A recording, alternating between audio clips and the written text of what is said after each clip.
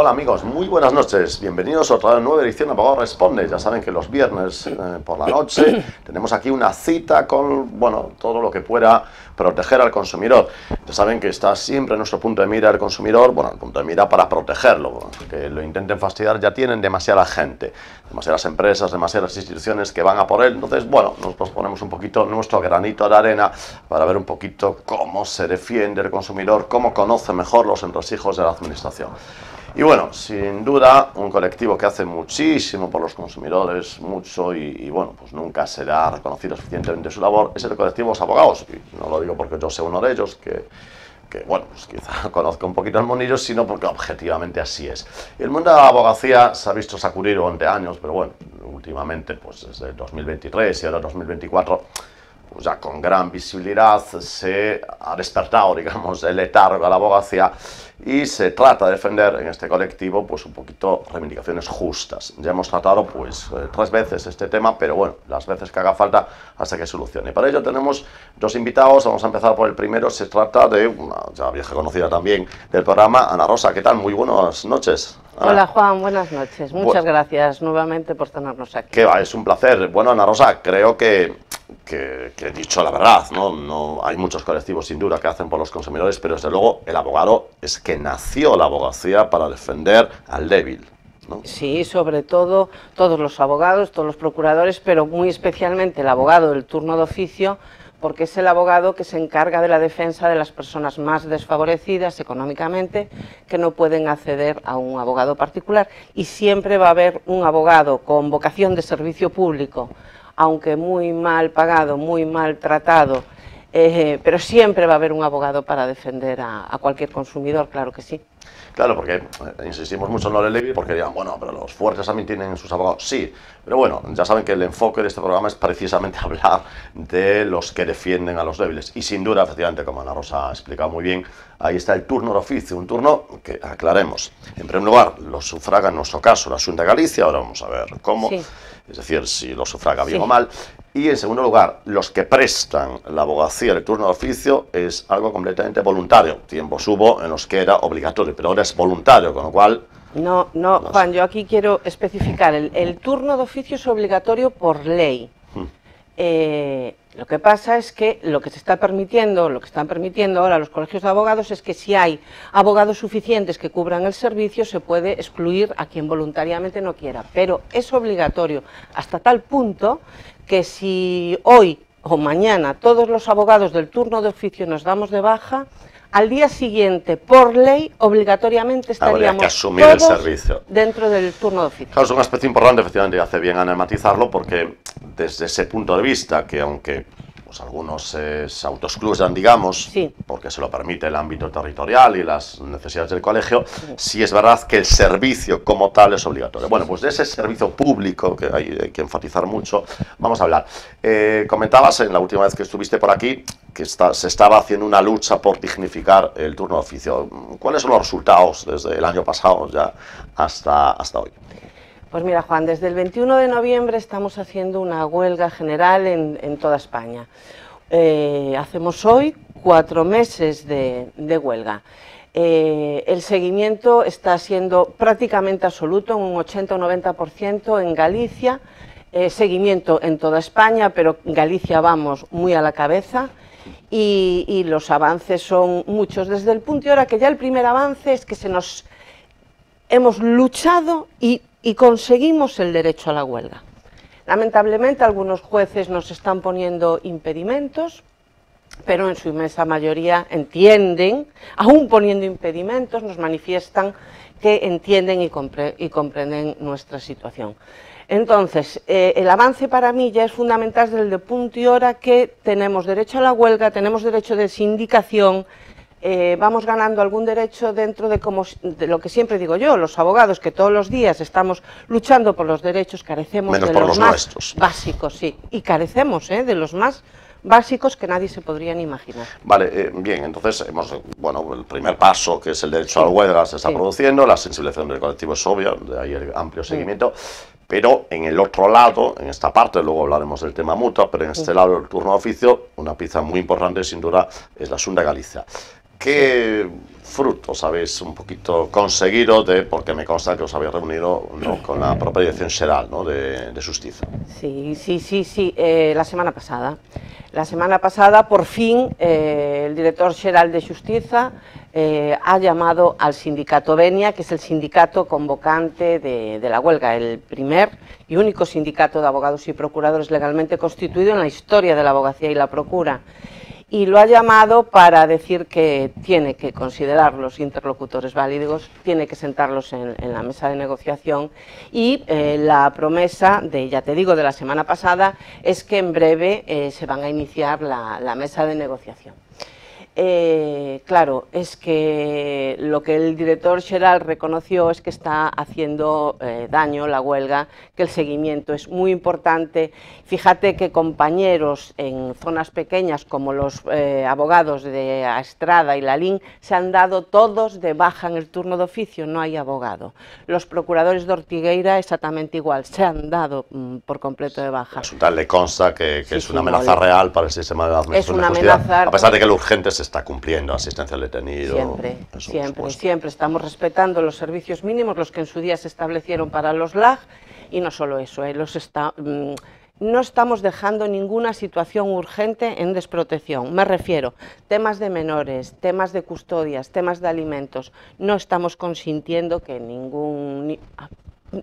a costa de nuestro derecho, pero no estamos consintiendo que ningún asunto urgente quede sin resolver de inmediato. Bien, por lo tanto, tenemos asentado el derecho, tenemos asentado la mesa de negociación, pero yo no sé si el propio director xeral ha dado pie a que se habrán considerado alguna propuesta más que otra, todas, ninguna. No sé si eso podemos avanzar algo o es ya cuestión que podremos saber el mes que viene más bien. Sí, claro, lo podremos. Básicamente se limitó a reconocer como interlocutor válido, como no podía ser de otra manera, al sindicato convocante, y no se ha hablado, en lo que se refiere a cifras, de cifra ninguna. Pero es que fíjate que las cifras preocupándonos no es ni siquiera lo que más nos está preocupando, ¿no? Entonces, de momento no, el avance es que nos vamos a sentar a hablar, y de cifras y de otras cosas en concreto nos habló. Hay cosas que se están reivindicando en el turno de oficio, además, que no son competencia de la Xunta de Galicia, no son competencia del director xeral, y además que son cosas que nos interesan muchísimo. Es la creación de un estatuto jurídico. ¿Y ahí hay avances con el Estado, en todo eso que ahora estás empezando a enumerar? Cuando se habla con los políticos a nivel estatal, lo entienden, falta sentarse a legislar. Si todo el mundo nos entiende, pero ¿quién no nos va a entender si lo que pedimos es que es de justicia natural casi? O sea, es que es increíble, sí nos entienden, pero falta que pasen de las buenas palabras. Ahí ni siquiera se ha abierto la mesa de negociación, ¿no? Porque en Xunta sí, pero en Estados se ha abierto esa vía para negociar eso que te corté, pero bueno, ahora vas a continuar un poquito, si te parece, enumerando. Es que a nivel estatal, claro, vamos a ver, las competencias, muchísimas comunidades las tienen cedidas, y yo no puedo decir, me imagino que en alguna ya se iniciarían las negociaciones. Creo que Galicia somos la primera, lo tengo que decir, y después a nivel estatal, respecto a las remuneraciones, que yo sepa no se ha iniciado ninguna mesa de negociación, y respecto a reclamaciones que nos afectan a la totalidad, que yo sepa... Derechos sociales tampoco, claro, que un poquito te corté y estabas empezando a enumerar el estatuto. Claro, una de las cosas que pedimos, porque es legítimo, porque es ilegal trabajar sin cotizar, y por nosotros nos está cotizando, y esa es una de nuestras reivindicaciones, yo creo que fundamentales. Supongo que ante la seguridad social eso es una negociación clave, ¿no? Claro, clave, y me imagino que también el Ministerio de Hacienda, claro. Claro, el Ministerio de Hacienda, efectivamente, pata Seguridad Social, y ahí estabas empezando a enumerar unas cosas claves, el propio estatuto, ¿no? Sí, claro, el estatuto jurídico es fundamental, o sea, se puede entender que haya un trabajador que no tenga regulados sus derechos. A todos nos suena, todos conocemos, es fácil, el estatuto de los trabajadores. Nosotros también somos trabajadores, nosotros estamos trabajando por orden directa de la Administración, en este caso de la Xunta de Galicia. Relación de dependencia, ¿no? Claro, y tenemos que tener regulados nuestros derechos, es que eso es increíble De hecho, si uno, que no se tenga. de hecho, si uno hace analogía, estamos ahí un poquito haciéndolo así sí, a un poco chapucero, sí. pero si uno analiza la famosa sentencia Uber, ¿no?, del Tribunal Supremo, claro, empieza a analizar la relación de dependencia que es la empresa, en el turno de oficio parece que serán casi todas, ¿no?, o todas, es decir, la Xunta efectivamente marca los tiempos, marca los clientes, pone medios, quiero decir, parece que la relación de dependencia, si para trabajadores del Uber se ha considerado, ¿por qué no los del turno de oficio? Exactamente, es que pues, porque se niegan a reconocer la relación laboral, y es muy evidente, ya no solo porque somos abogados y lo vemos evidente, yo creo que es muy evidente para cualquiera que hay una relación laboral, pudiera ser de carácter especial, pero que hay una relación laboral evidente y que, como no puede ser de otra manera, tendrán que reconocer. Y yo supongo, ya un poquito vamos a dar paso a tu compañero, a la parte de mutuas, pero como última pregunta, ¿descartamos que esa relación laboral la pidiéramos, se llega a pedir judicialmente? No descartamos absolutamente ninguna acción, ninguna, ni judicial, pero sobre todo intentaremos llegar a Europa, porque para la protección de derechos fundamentales, como en este caso, pues yo creo que es fundamental, y que de Europa llegan muchos tirones de orejas a nuestros gobernantes, y creemos que en este caso también llegarán, porque somos los abogados del turno de oficio españoles los más maltratados, con mucha diferencia respecto a nuestros compañeros del resto de Europa. Pues una idea que se me ocurre, que supongo que ya la tenéis, por supuesto, es, como sabes perfectamente, en las primeras semanas, bueno, los primeros días de junio hay elecciones al Parlamento Europeo. Yo creo que es el momento, a lo mejor, ¿no?, de intentar, ¿no?, que esas personas que se presentan para diputados del Parlamento Europeo sean receptivos, ¿no?, y un poquito pues tengan en cuenta en sus programas, y luego, por supuesto, en la plasmación de los mismos, esas propuestas, ¿no? Sin dudarlo, y es más, si hace falta, estaremos en el Parlamento Europeo. Muy bien, pues Ana, muchísimas gracias, y muchísimas gracias por estar aquí, ha sido siempre un placer, y por supuesto muchísima suerte en esas reivindicaciones, que son la de todos los abogados, pero también la de todos los ciudadanos. Muchas gracias. Pues muchas gracias a ti, Juan, como siempre. Gracias. Bien, amigos, pues bueno, yo creo que esto ha sido muy interesante, esta primera parte del programa. No se vayan, por favor, porque ahora llegará una segunda parte. Si en la primera hemos tratado algo que seguramente ustedes tienen algún familiar, si no ustedes mismos, pues que ha tenido que un poquito pedir lo que se llama la justicia gratuita. Esto se realizan en el propio Palacio de Justicia. Aquí, si están en la zona de Ferrol, en el Partido Judicial de Ferrol, pues allí acuden a la primera planta, y el servicio de orientación jurídica pues que presta el Colegio de Abogados, ¿vale?, pues en fin, les da una documentación, piden justicia gratuita, y bueno, pues provisionalmente se lo otorgan. Luego, si efectivamente no cumplen el baremo económico, pues llegan a tener que pagar ustedes, pero en principio, pues ya digo, la mayor parte de las peticiones se suelen resolver favorablemente. Bien, pues tenemos ya a Santi aquí a nuestra vera. Santiago Martínez, muy buenas noches. Buenas noches, Juan. Bueno, Santi, hemos hablado de un tema importante, que es el turno de oficio. Pero ahora vamos a hablar de un tema que quizás al ciudadano, pues hombre, tampoco es que le venga la vida en ello, pero claro, si el abogado no tiene pues unas condiciones de derechos justas, es muy difícil que preste bien su labor. Lo prestará, pero es injusto, ¿no? Es una cuestión de justicia que las condiciones del turno sean las adecuadas, pero también la mutua, ¿no? Eso que cubre, claro, desgraciadamente no siempre el abogado puede optar por el servicio, por el sistema de autónomos, es decir, por seguridad social, para entendernos, ¿no? Nuestros televidentes que tengan claro, la mayor parte de los trabajadores en España están en el sistema de seguridad social, pero la abogacía durante muchos años ha estado cautiva, yo creo que es la palabra, ¿no?, cautiva de un sistema de mutua que se vendió como una maravilla, pero no parece que sea tanto, a tenor un poquito por las pensiones que están empezando a cobrar muchos compañeros. Sí. Entonces, ¿qué es? Bueno, está claro que el paso al sistema de autónomos, ¿no?, sin lastre ninguno, llevándose el dinero, es la gran reivindicación. Pero, ¿qué ha sucedido, ¿no?, desde también pues, el año pasado, ¿no?, que hemos comentado ese asunto con otros compañeros? ¿Ha habido avances en ese sentido? Sí, ha habido avances importantes. Es decir, y el principal avance es que hemos conseguido darle visibilidad a la cuestión. Es decir, todo el trabajo que se ha venido haciendo desde el año pasado a nivel de medios de comunicación, a nivel de redes sociales, a nivel de contactos con políticos, a nivel de mociones en los concellos, aquí en Ferrol, en la comarca de Ferrol, se han hecho mociones en prácticamente casi todos los concellos. Entonces, esa visibilidad ha conseguido que en los últimos, digamos, 15 días empecemos a ver algún fruto, o por lo menos el principio. El primero de ellos, la primera cuestión es que el pasado día 7, la ministra de Seguridad Social, Elma Sáenz, en el Senado, bueno, pues vino a reconocer que la situación de la alternatividad es urgente solucionarla, es decir, y en eso estamos de acuerdo, es decir, en eso tenemos que estar de acuerdo con la ministra. Lo que ya no estamos tan de acuerdo es en cómo ella, en el esbozo que hizo de cómo hay que darle esa solución, en eso sí que ya no estamos tan de acuerdo. No estamos tan de acuerdo porque ella lo primero que hace es, pretende separarnos al colectivo afectado, es decir, entonces la ministra vino a decir que se le daría solución a aquellos que estuviesen de alta en la mutualidad con anterioridad al año 1995. Que es la minoría.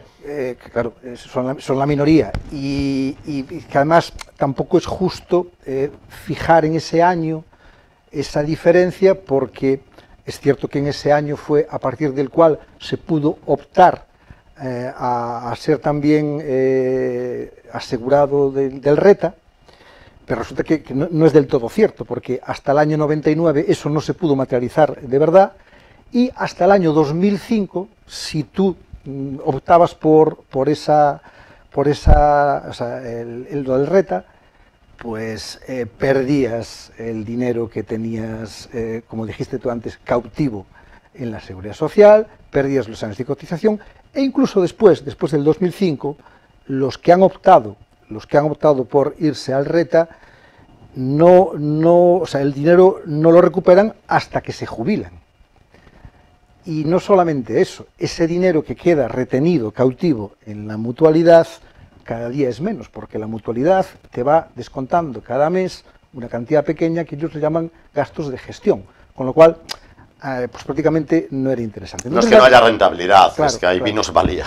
Claro. Entonces la ministra lo que está haciendo es esa diferenciación que entendemos que no es justa. Y además, lo que me quiero también referir es lo siguiente. Ella dice que se le va a reconocer estos beneficios, por decirlo así, lo de la pasarela al RETA, a los anteriores al 95, pero siempre y cuando seas vulnerable, es decir, estés en situación de vulnerabilidad.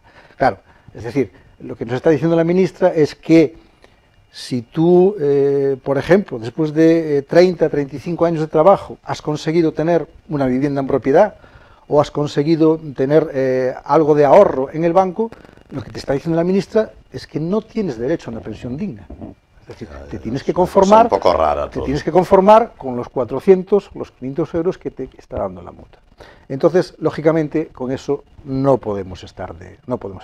Sí, porque además, si uno mira, ¿no?, un poquito las pensiones que están recibiendo muchos compañeros que llegan a la edad de jubilación, en realidad uno llega a pensar, a ver, con todos respetos del mundo, pero una pensión no contributiva, y eso pues tampoco se ve mucha diferencia. Es decir, al final, 30, 40 años o más cotizando y no haber cotizado, sí, bueno, la diferencia empieza a diluirse de forma... El problema es que sí que se ve diferencia, porque las pensiones que está concediendo la mutualidad son inferiores a las no contributivas. Es decir, alguien que ha cotizado cobraría menos que alguien que no ha cotizado. ¿No? Que no somos partidarios de que se les quita a los que no han cotizado, ni mucho menos, esa cobertura, pero claro, Estado social, a ver, el Estado social tiene que ser lo que es un escudo tal, pero bueno...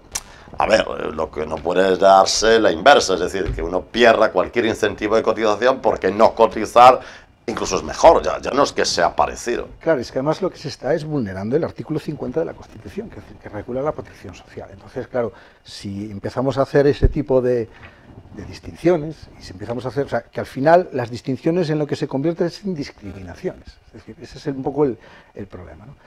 Y entonces, la segunda cuestión, lo que comentaba al principio, la segunda cuestión, digamos, noticiable, el segundo resultado que se ha obtenido es que esta misma semana, antes de ayer, se ha debatido en el Congreso de los Diputados una PNL, una proposición no de ley, en este caso a instancia del Partido Popular. Y bueno, lo que hemos observado es un poco lo que te decía al principio, es decir, que hemos conseguido que nuestro relato esté en el debate público. Bueno, que no es poco, ¿no? Para empezar, bueno. Y hemos conseguido que esta cuestión se esté discutiendo en el Congreso de los Diputados. ¿Qué ocurrió en este debate? Bueno, pues hay dos partes. La mayoría de los partidos del arco parlamentario nos han defendido, digamos que han acogido íntegramente nuestras reivindicaciones y algunos de ellos lo han defendido con especial brillantez. Y, bueno, genial, ¿no? Y lo que ha ocurrido es que los dos partidos mayoritarios pues son los que de momento nos están dando problemas. O sea, en número de partidos, perdón Santiago que te corte, pero en número de partidos, digamos que vamos ganando, por así decirlo, sí. Pero en número de diputados no. En escaños no, en escaños vamos perdiendo por ahora, pero bueno, nosotros tenemos la esperanza de que esos matices cambien. En concreto el Partido Popular, que es quien propone la PNL, plantea una cuestión con la que no estamos de acuerdo, que es que se cree una comisión de estudio en la que estén integrados, además de nosotros, que somos el colectivo afectado, y que, bueno, lo que sí estamos de acuerdo es que se nos tenga en cuenta como interlocutores, que estén integradas la mutualidad y el Consejo General de la Abogacía, y por lo tanto los colegios de abogados. Nosotros no estamos de acuerdo en que quien ha originado el problema, pues se le llame... Que es la mutua. Que es la mutua, se le llame para darle una solución. Nosotros con esto no estamos de acuerdo. Yo supongo, Santi, perdona que te corte, supongo que con la mutua no hay muchas posibilidades de que ellos, porque ellos de alguna forma, a ver, entiéndaseme bien, que nadie se me ofenda, digamos que quieren mantener su status quo. Sí, bueno, porque ellos, más que una mutua, a día de hoy es una compañía de seguros. Entonces, sus intereses ya no divergen de la abogacía. Ya no tienen nada que ver con los nuestros. Entonces, nosotros, efectivamente, pues por ser sinceros, de la mutua esperamos muy poco a estas alturas. Nuestra solución la tenemos que buscar en el legislador. El legislador es el que nos tiene que dar el arma para garantizarnos lo que te decía antes, artículo 50 de la Constitución, derecho a la protección social.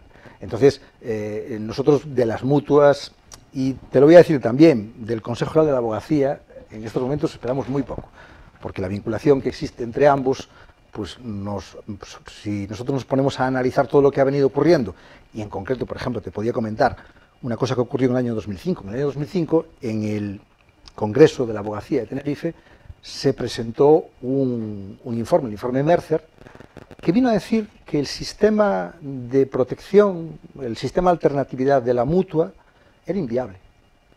En el año 2005. Es un informe de 170 folios que hemos conocido. Los demás lo hemos conocido ahora. Ah, lo habían mantenido en secreto. De alguna forma sí. De hecho, nos ha costado mucho conseguirlo y por fin lo tenemos. Y bueno, y tú te lees el informe Mercer y lo que te están diciendo es que, oiga, mire, esto hay que cambiarlo. Esto, lo que te están anunciando es lo que está ocurriendo ahora. Va a haber pensiones de esta cuantía. Y nadie hizo nada. Pero esto es gravísimo, Santi. Es gravísimo porque... Un informe de ese calado en el que ya se advierte de las nefastas consecuencias de un sistema y que se haya tenido guardadito un cajón, hombre, eso ya... La abogacía institucional... Pero a lo mejor hasta, yo no sé, pero incluso, no sé si habrá algo penal incluso ahí. No lo puedo decir. Sí, aventura, lo dejo caer, yo tampoco no lo he leído. Pero sí, coincido contigo en qué materia hay. Efectivamente, a partir de ese informe, la abogacía institucional no solamente se cayó, sino que siguió animando a los nuevos colegiados a anotarse en la mutua. Bueno, que esa es otra, lo hemos comentado en otros programas, habría que ver un poquito, porque claro, el gobierno, decís que os insiste mucho a partir de 96, tal, sí, bueno, sí, hay mucho que matizar esos años, sí. Pero si en 96, 2000, yo recuerdo perfectamente cuando entré en la abogacía, que se vendía unas maravillas de la mutua que, bueno, ahora viendo parece que no hay nada de eso. Sí, bueno, y a día de hoy sigue estando igual. Nosotros en Ferrol hemos promovido, hemos intentado que se discutiese en una asamblea extraordinaria la desvinculación del Colegio de Abogados con la mutua y ni siquiera nos lo han permitido. Es decir, no nos han dejado ni siquiera, ya no votarlo, no nos han dejado ni siquiera discutirlo. Es decir, que a día de hoy sigue existiendo un vínculo entre colegios de abogados, entre Consejo General de la Abogacía y mutualidad. Que supongo que es el que un poco intentaréis que se corte. Es una de las peleas que llevamos. Y otra de las cuestiones es que respecto de lo que te comentaba antes de la PNL del Congreso del otro día, y es que te hablaba del PP, pero en este caso el PSOE, con una cosa con la que no estamos de acuerdo, es con lo siguiente. El PSOE quiere, mediante un Real Decreto, estas leyes ómnibus que meten, en este caso es una ley para paliar medidas relacionadas con la guerra de Ucrania, evidentemente, bueno, pues ahí, ya ha habido algunos, ahí, sí, que ahí nos meten en una disposición adicional, pero nos meten esa solución que te comentaba antes de hasta el año 95. Que es lo que y dicen que el resto que se solucionaría mediante Pacto de Toledo. Bueno, Pacto de Toledo es una comisión parlamentaria que se reúne cada 5 años. No podemos esperar. Largo, me lo fiáis. No podemos esperar. O sea, si la propia ministra está diciendo que es una cuestión urgente, no podemos esperar a que se reúna el Pacto de Toledo para solucionar una cuestión que ellos mismos están diciendo que es urgente. Bueno, Santi, pues no queda más que agradecer un poquito tu presencia hoy aquí, tus reflexiones que sin duda hacen mucho beneficio a la abogacía. Y bueno, pues entiendo que ya solo quedan 2 partidos que convencer, o al menos uno, ¿no? O al menos uno. Pasa que son los más duros. Claro, bueno. Pero bueno, ahí estamos. Sí, cuando el objetivo es muy alto hay que pelear mucho. Creo que lo vamos a conseguir. Vale, pues muchísimas gracias por estar aquí, Santi. A vosotros, Juan. Encantado. Gracias. Venga, amigos, bueno, pues esperemos que les haya, pues iluminado un poquito para que vean cuando hablen con su abogado, ¿no? Que vean un poquito también las cosas que están pasando, ¿no? Detrás de esa, pues, ingente tarea de un abogado, pues hay también estos ingentes problemas. Bien, ya sé que en este programa, este viernes, había prometido hablar de temas de animales, pero será el próximo semana. Nos parece un poquito más urgente todo esto y entonces será la próxima semana. Aquí, el abogado responde, por supuesto, aquí en Televisión del Faro.